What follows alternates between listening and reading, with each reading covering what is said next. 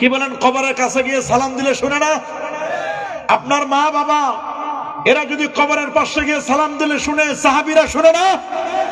সাহাবীরা যদি শুনে, তা আমার নবীজি রওজা মোবারকে সালাম দিলে নবীজি শুনে না?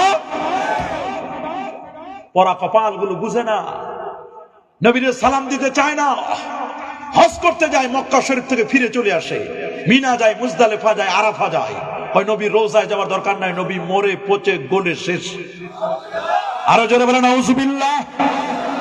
সুনানে আবি দাউদের হাদিস, মা মিন আবদিন ইসাল্লিমু আলাইয়া ইল্লা রাদ্দাল্লাহু আলাইয়া রূহি হাত্তা আরুদ্দা আলাইহিস সালাম।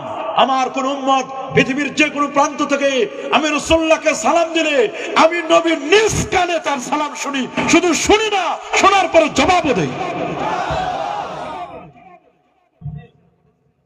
আমি তো ভুলে গেছি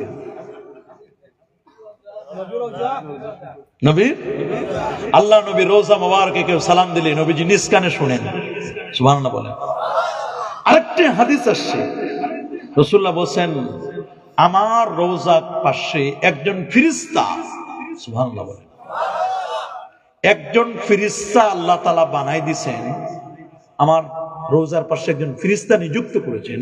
ওই ফেরেশতার মধ্যে ততগুলো কান পৃথিবীতে যতগুলো মানুষ। আরো জোরে, আরো জোরে।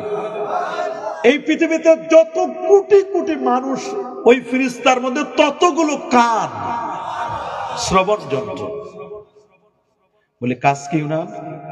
পৃথিবীর নবীজির কোন উম্মত পৃথিবীর যে কোনো প্রান্ত থেকে সালাম দিলে ওই ফেরেশতা শুনে নবীজির কাছে বলে, হুজুর আপনাকে অমুকের সন্তান অমুক, তার বাবার নাম এই, তার মার নাম এই, তার নাম এই, অমুক এলাকা থেকে আপনার প্রতি দরুদ পাঠাইছে, সালাম পাঠাইছে।